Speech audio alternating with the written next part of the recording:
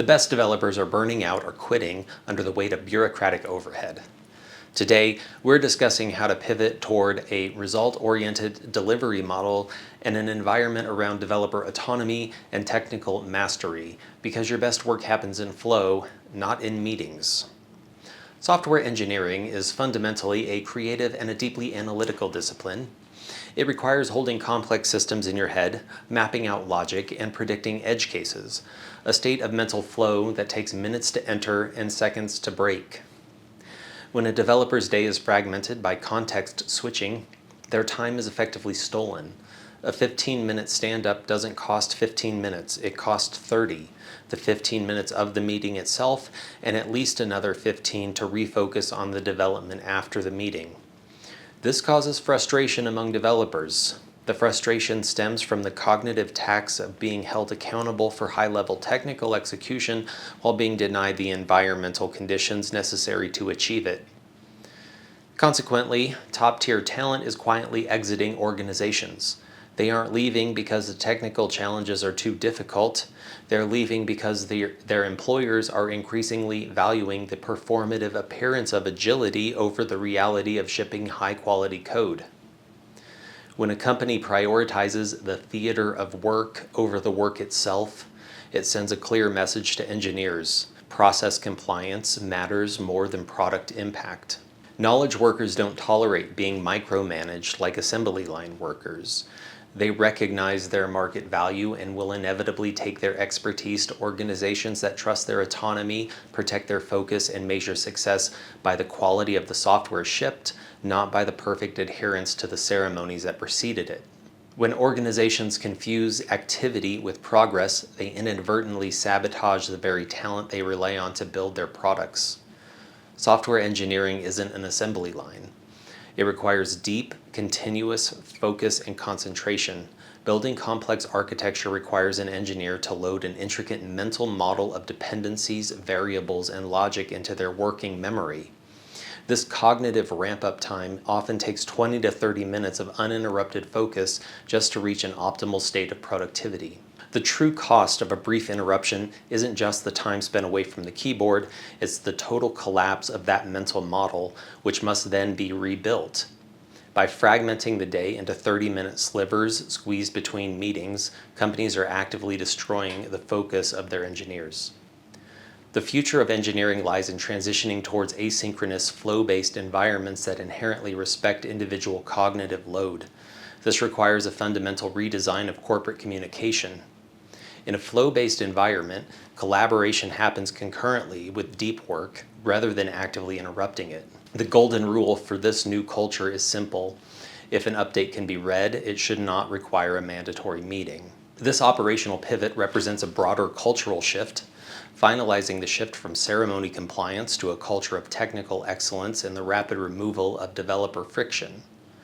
For too long, corporate agile transformations have focused almost entirely on optimizing the management of software rather than the engineering of it. This operational pivot represents a broader cultural shift, finalizing the shift from ceremony compliance to a culture of technical excellence and the rapid removal of developer friction. For too long, corporate agile transformations have focused almost entirely on optimizing the management of software rather than the engineering of it. To retain high performers, organizations must reverse that equation. The primary role of engineering leadership is not to enforce process frameworks, but to ensure the elimination of anything that blocks deep work. Management's job is to clear the path, not to track every footstep. When leadership steps back from micromanaging daily timelines, they make room to actually empower their teams, demonstrating how providing developers with high-level agency over their tools and processes leads to faster, more resilient product releases. Engineers who are trusted to dictate their own optimal working conditions don't just work happier, they build better. High performers possess an intimate, granular understanding of the systems they maintain. They know where the tech debt is buried and where the architecture is brittle. When they're given the autonomy to select the right architectures, deployment strategies, and workflows for the task at hand, they design solutions that are fundamentally more robust than anything dictated by a top-down mandate. This autonomy directly translates into superior software because it alters the team's core motivation. When the people closest to the code are empowered to make decisions about how it's built, they prioritize long-term stability and system integrity. They're given the psychological safety to take the time needed to refactor messy code bases or write comprehensive tests rather than rushing to close a ticket before the end of an arbitrary sprint cycle just to satisfy a burndown chart. By trusting the expertise of your talent and trading performative compliance for technical mastery, you stop manufacturing stress and start manufacturing excellent software.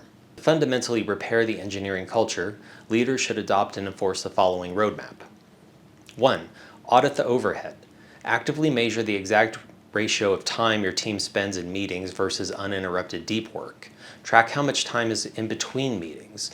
If there's only a 30-minute block between two meetings, that isn't enough time to get back into a state of flow and do any actual development work. Consider making those meetings back-to-back and sending that 30 minutes of free time into a larger free block of uninterrupted working time for your team. 2. Automate the bureaucracy. Treat manual data entry as an engineering anti-pattern. Implement tooling that automatically links code commits, pull requests, and CI/CD pipelines directly into project management boards. By making progress tracking entirely passive, you completely eliminate manual reporting and return hours of focus time back to your developers. 3. Enforce deep work. Institutionalize protected focus blocks, such as dedicated no meeting days or 4-hour uninterrupted core working windows. Protect the boundaries. Cultivate a culture where delayed responses on internal communication tools like Slack or Teams are expected and respected during protected working windows. 4. Default to trust. Stop measuring lines of code, velocity, or hours logged, as these metrics only encourage developers to artificially inflate their numbers. Start rewarding the metrics that actually matter: system stability, deployment frequency, and mean time to recovery, and ultimate product value from the eyes of the customer. And hire brilliant people and trust their expertise rather than managing them down to the lowest common denominator of corporate compliance. By prioritizing the developer experience as the primary metric for organizational success, you stop managing the appearance of work and start clearing the path for actual work and actual innovation. Elite developers don't need to be coerced into working hard. They're intrinsically motivated to solve difficult problems and build incredible software. That's all for today. If you found this video informative, please consider liking and subscribing. Until next time, take care.